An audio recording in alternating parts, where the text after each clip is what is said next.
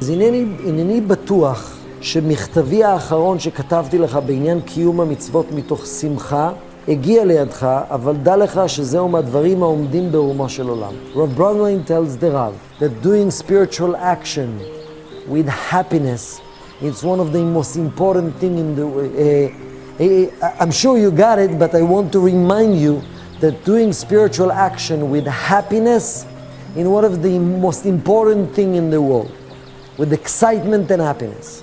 When you are helping someone and it's uncomfortable for you, and you're not so excited and happy about it, what does it indicate about our consciousness? But I'm not so excited about it. I'm doing it anyway, but I'm not so excited about it. What does it indicate about our consciousness? I'm not excited. I'm not excited. I'm not fully present. I'm doing it because I should do it, but I'm not fully present. Or when I'm doing my Ana Bekoach, or my Zohar, or my Mikveh, or whatever I'm doing, I'm just doing it, but I'm not fully excited and happy about it. What does it indicate about my consciousness? Do I have consciousness of certainty or uncertainty about what I'm doing? The uncertainty. What does it indicate as far as how open I am to receive light from that action? When I'm not so excited about it, am I really open to receive light from it or not? No. It's very simple. I can do all the best action that reveal the most light and very positive and very effective, and Kabbalistically it says you draw so much light in the world. But if I'm not happy and excited about it, so actually I don't really trust that I'm revealing light through that action. And if I don't really trust I'm revealing light, I don't have a vessel to receive light from that action. Everybody gets it? So how many times we do spiritual things that's supposed to be spiritual that we're not really excited and happy about it? Do we do it a lot? Absolutely, all the time. It becomes routine, it becomes robotic. We say, it says Kabbalistically you're supposed to do it, you're supposed to let go, you're supposed to restrict, you're supposed to give, you're supposed to share. That's great. But if there's not excitement about it and happiness, and I'm fully present and giving all my energy and all my heart, there's no light in it. When I'm happy while I'm doing action, it's indicating I'm trusting there's a lot of light. Happiness and certainty goes together. Everybody gets it? It's like I'm helping someone, but while I'm helping someone, I'm so worried about the bills that I don't have the money to pay tomorrow. So actually, I'm doing a positive action that reveals light, but in my consciousness, I'm focusing about tomorrow's problems and issue. Yeah?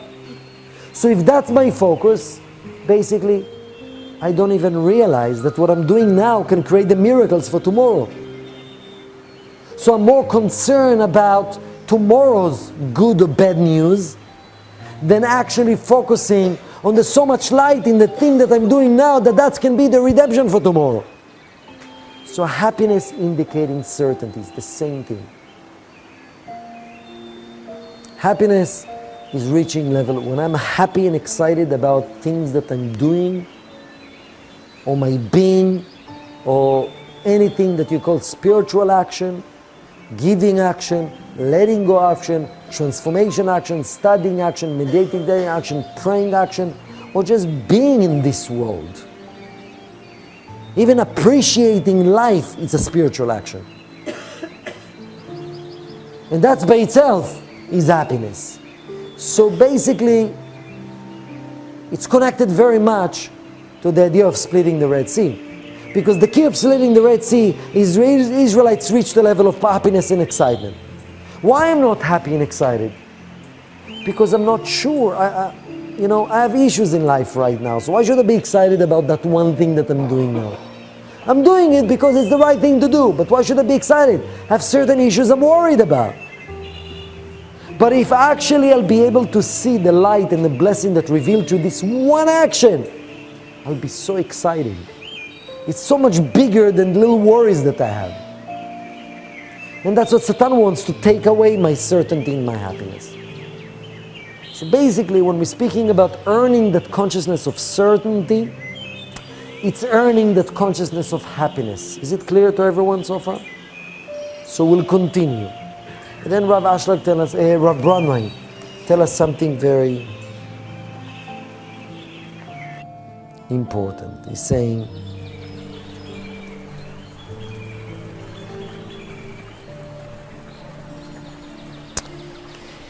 הנכון הוא ששמחה היא בידי השם יתברך והיא מתנה להזוכה בה. He's saying, but the truth is, happiness is a gift from above. And it's a gift to the one who merited to earn it. It's a gift. You cannot tell a person, just wake up, be happy. Stop with your nonsense, be happy. Yeah, okay, I'll be happy from now on. It can work for a second, but it's not something that truly lasts. He's saying it's a gift to be able to have that, in spite of the ups and downs, to be able to maintain happiness, to be able to maintain strength, trust, certainty, perseverance, focus, in spite of whatever. It's a real gift. It's freedom. Think about it. I'm happy in spite of many reasons to worry about because I'm present in what I'm doing right now. I'm giving 100%. I'm excited and happy because I know so much light revealed through it. It's a gift. It's a result of a lot of things that I do or do not do. So he's saying two things. He's saying, on one hand, a person needs to earn the merit to have happiness. But he still says, even you worked hard for it, one needs to perceive it as a gift. That's the first lesson. To realize happiness is a gift. I cannot take for granted happiness. The fact that I'm excited and happy today is by itself a gift that I need to appreciate. That's the first lesson. Because happiness in ups and downs of life, it's a major gift. Of course, happiness that just depends on external excitement is not really happiness. But the consciousness of happiness, regardless what's happening, struggling in business, a little relationship, a little thing, I'm happy. It's first to understand it's a gift. And we need to appreciate it as a gift. And it's not something I take for granted. It's my personality, I'm always happy. It's not such a thing. It's a gift. But the second thing is, what do we need to do to earn that gift? No matter what, it will be a gift, even though I worked hard for it. But what do I need to do to earn that gift? That's what Rav Brandwein wants to teach us. היא מתנה לא זוכה בה, אבל הדרך השם הוא שלא מונע את הטוב למי שהוא הולך תמים לפניו. But the one who is tam or tamim, which is complete, or it's simple, it's tough to translate in English, simple, complete, there's the word innocent there, but it's, no, not in this case, not naive. We'll explain what it means. The one who do the spiritual work in tmimut, in simplicity, in a complete way, the light will not prevent him to have happiness in his life. And then he continue explaining that concept and saying, ובכן תתאמץ לקיים, and then the Rab Brandwein tells the Rav, ובכן תתאמץ לקיים את מצוות השם בתמימות, and you should make an effort to do the spiritual action that you do with tmimut. What's written here? Innocent? With simplicity, I'll call it. Innocent and simplicity, okay? And we'll translate what does it mean. כעבד שעושה רצון אדונו. He's like a servant that does the will, that fulfill the wish of his master. ואז השמחה תתעורר בעזרת השם. And then the happiness will be awakened, God willing. Rabbi will tell us, if you will make the effort to do the spiritual work, like a servant do the work, fulfill the wish of his master, then you'll be able to awaken true happiness. That's one of the things that you can do to ignite true happiness into your life. So first, let's try to understand what I mean a servant. A servant, There's two types of relationships between us and the light of the Creator. A son or a servant. A son or a servant. So, and by the way, Moses often was called the loyal servant, and other times it called the real son. So, when are we a son? When are we a servant? Okay. Let's look at the consciousness between a son to a father, a son to a mother. Does the son typically expect to receive things from his father? To be taken care as a baby, 10 years old, 12 years old, 13. It's not so, wow, thank you for changing my diaper, okay? What a blessing. It's natural to expect it. That's a relationship. So a relationship of a son, which is close to the father, is natural anticipation and expectation. Actually, when a son doesn't give the attention, and the son or daughter do not get the attention and the care and the time, how does a child feel? And going to psychologist till the rest of his life. How does it feel, actually? Neglected, wasn't loved, have anger, they were not real parents to me. Why we have this feeling? Because a child has expectation to receive from the father. Yes? So there is certain, it's not good or bad, that's a relationship. There is certain natural entitlement that a child has to receive from their parent. Does a servant has entitlement towards his master? When the master shares with a servant, how does the servant feel? Wow, I don't deserve, thank you. When he gives me so much to his son, I understand, but I'm just a servant when I feel that way. So actually, when I have entitlement consciousness, I'm like a son, and in that moment, actually, you know what will be the end? I'll be a slave to my ego. I'll be a slave, because servant and a slave in Hebrew, you refer to the same thing. I'll be a slave to my victim consciousness. I'll be a slave to my anger. Entitlement makes me a slave. But if I'm actually acting as if I'm a slave or a servant, and I'm actually everything that I'm getting from the Creator, from life, it's additional. I'm not entitled, and I don't have the consciousness of entitlement, and I'm actually doing things not for the sake because I'm entitled, and I'm working with simplicity, without calculation. What is entitlement? It's calculation. Nothing is simple. I'm calculating. I'm making cheshbon, I'm making calculation. Yes, I should get, I shouldn't get. How come I didn't get? How come they got? I already shared so much, already gave so much. And between us and the master is between us and life, between us and people. That consciousness of entitlement, that consciousness of deserving, that consciousness of expectation. That consciousness of entitlement, I'm a son, I deserve, will make me eventually feel like a servant. I'll never have enough. I always will feel a slave. I always feel less than. But when I have consciousness of I'm just a servant, I'm so excited to do just what I'm doing. And what I'm getting is additional, it's extra, forget about it. Loyal servant, simplicity, no calculation, no anticipation, no expectation. The fact that I have the merit to do what I do, I'm so excited to do it. Simplicity, just do it without calculation. And when I have that consciousness, what will be the result? I'll be treated like a son. So when I'm acting like a son, I'll end up being a slave.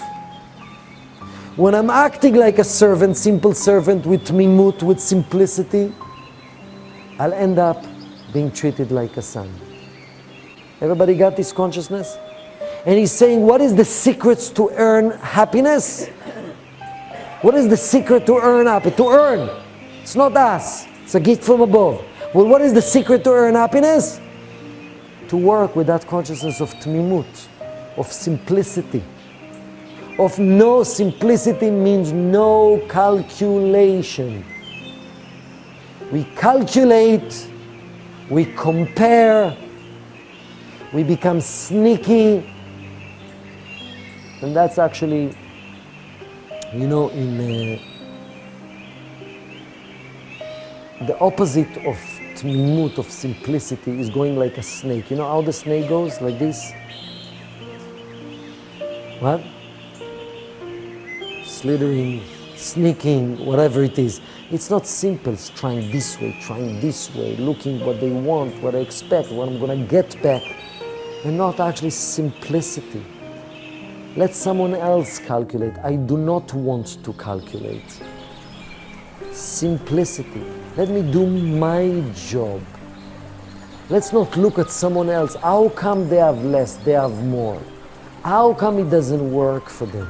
Do my thing with consciousness of, and it's hard, but we learn more tools how to reach that consciousness of simplicity, but at least to know, as long as I don't have consciousness of simplicity, I'm not going to earn happiness. As long as in my mind there's that entitlement, I'm acting like a son, you have to do it for me, and I'm expecting it, and how come, and look what I've done, I'm not going to be happy. I'm not going to earn happiness. I cannot. It's limiting me. Actually, the word, it's interesting. I'll jump few. You see, that's how you write simple, complete, tam. Tam. When I'm simple, when I'm straightforward.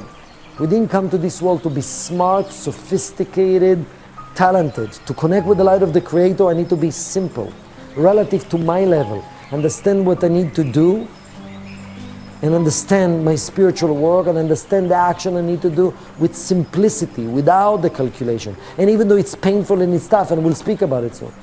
But if you change the letter of Tam, you get Met, which is dead. And that's what happened. When I'm doing the spiritual work, but everything is with calculation, everything is with expectation, everything is with my agenda, everything is with the consciousness, how come? How come? How come? As if everything is mine and nothing is a gift from above. When I'm realizing that everything is a gift from above, especially happiness is a gift from above, I will have a little bit more, you know what? I just want to do my job. I came to do loyal servant. Loyal servant. We'll speak a little bit about it. What is the consciousness of a loyal servant? Actually, one of the things that the Rav was for his teacher,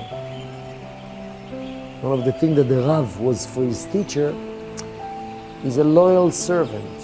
What can I do to further the work, the mission of spreading the light of Kabbalah? A loyal servant, we're not talking about blind faith. We're not talking about a person that have no consciousness, rather submit himself to someone else and become a nobody. We're talking about a choice to be a loyal servant, knowing from a place of strength. What is a loyal servant? It doesn't matter, sometimes, you're asking, what should you ask your teacher, or you ask a friend, so tell me what should I do?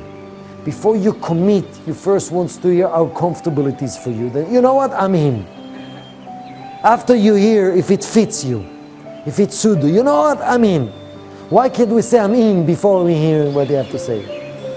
Because we're not yet loyal servants. We're not. We're in the consciousness of the me consciousness. Let me calculate first. It works for me. Okay, I'm in. Okay, I'm committed.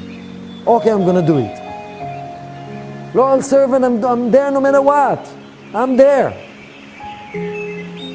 As the verse, it says, Hineni shlacheni, I'm here, use me. I'm just a channel.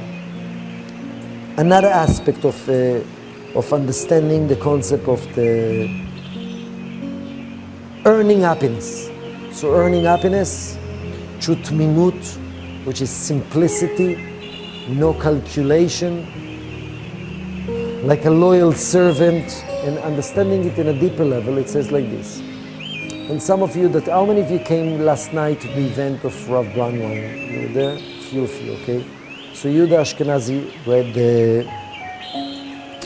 read something powerful, and it's connecting to the same topic. So basically the Rav sent a letter to his teacher, how powerful and how high the Rav was after he spent Shabbat with his teacher. was so elevated, it was so high, it was so wow. What an energy. So the Rav Bronwyn answered, והאדם הרגיל לעבוד את השם מתוך הרגש מוכרח ליפול רחמנא ליצלן. Don't be too excited, the Rav Bronwyn told the Rav. You cannot base your spiritual work on feelings. Because if everything depends on feelings, it is dangerous. ודרך תורתנו הקדושה היא תמים תהיה עם השם אלוקיך ולאהוב את השם בכל לבבך אפילו כשהוא נותן לנשמתך ולא תתקרב ותצטנן אהבה אל השם חס ושלום. It is saying the true work, the true spiritual work is even when I don't feel nothing. Even when I do not feel nothing, to be able to continue with simplicity and with excitement to do the work. Even when a person is about to die, to be able to continue the work.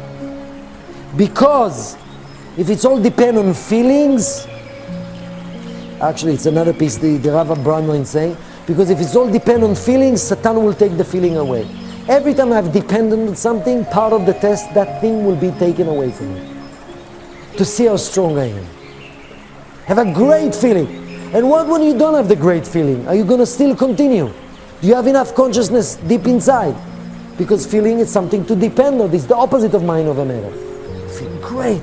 I feel amazing. Kabbalah is amazing. I feel so great. Amazing, amazing, amazing. And what are you going to do when it's not so amazing? When you don't feel so amazing. When you don't feel the energy. When you don't feel strength. Are we going to have the strength to continue? So when things are amazing, we should appreciate them. But don't be dependent on it as if that's what Shabbat is all about. Feeling high. I want much more than feeling high. I want to reveal light that will be unstoppable forever. Or anything that I'm doing. So the idea is, it's not to depend too much on feeling. And that's about everything. In real relationships. I feel, I don't feel. I feel, I don't feel. Yeah, I cannot trust everything just how I feel. Of course, there has to be some feelings. But that cannot be the reasoning why I'm so excited, why I feel amazing. Does it mean she or he is the right person for you when you feel amazing? It can be a trick of Satan. Sometimes it will give us a feeling, and sometimes we will take away the feeling to see where we are. נכון שאם השם יתברך נותן טובות לאדם, אסור לו להיות כפוי טובה חס ושלום. כי אז הוא נענש על זה. Indeed, when you feel great based on a spiritual action that we do, you should not say, okay, don't feel. You should appreciate and thank the Creator for that great feeling. But you cannot depend on it. לא לבנות את האהבה על ההרגש. Not to depend on the feeling. Very often, when I love someone, depend because I got certain feeling from that person. Or I love to do what I'm doing because I get certain feeling in saying, and if my love and my work depend on getting certain feelings, it's so limited. It doesn't have a real base. It's conditional. רק לאהוב את השם יתברך ולקרות קריאת שמע במסירות נפש בין בזמן השכיבה, רוצה לומר שמרגישים את השפלות וכל מיני החסרונות הטבועים באדם, ובין בזמן הקימה שמרגישים רוממות והתקרבות אל השם יתברך. You know, one of the precepts of the spiritual action is to say Shema Yisrael 2 times a day. The entire prayer of the Shema Yisrael, 248 words. And the Shema Yisrael is when you wake up, or the third quarter of the day. It's considered to be when you wake up and before going to sleep. Or b'shachvecha, when you go to sleep, or bekumecha, when you wake up. That's what it says in the Torah. And Rav Bronwyn explained what? It's mean to be able to do the work, the spiritual work, with excitement and simplicity and perseverance. When you go to sleep means what? When you see all your garbage, when you don't like yourself, when you feel far from the Creator, when you feel not connected. Are you going to be depleted? I have no energy right now, leave me alone now. I have no strength. Or you with simplicity, that's another definition to simplicity. Keep pushing with simplicity. Stop being to yourself. Extend love, extend excitement, care, reveal the light, do the action, stretch yourself even when you feel low, because that's part of the test of life. B'shachvecha uvkumecha. There's periods I'll feel down and empty and disconnected, and there's periods I feel, wow, I feel the light, I feel connected, I feel strong. And for all of us, doesn't matter where we have these two periods. And he's saying part of the definition of true simplicity. And why do we learn, by the way, about simplicity? To act with simplicity, with Tmimut. Why? By acting with simplicity, what I'm going to get in return? I will earn, hopefully, the gift of happiness. So the idea of persevering with excitement, with the work when I'm down and when I'm up, with simplicity, without calculation, without doubting myself, without judging myself, with still trusting that actually I'm revealing light right now. No matter how I feel right now, lousy and disconnected and far, or when I feel here, I still need to reveal light with simplicity, with the same tenacity and energy. That's part of the definition of simplicity, of Tmimut.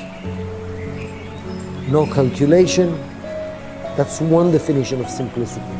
Like a loyal servant, without entitlement, without a son that is entitled, loyal servant.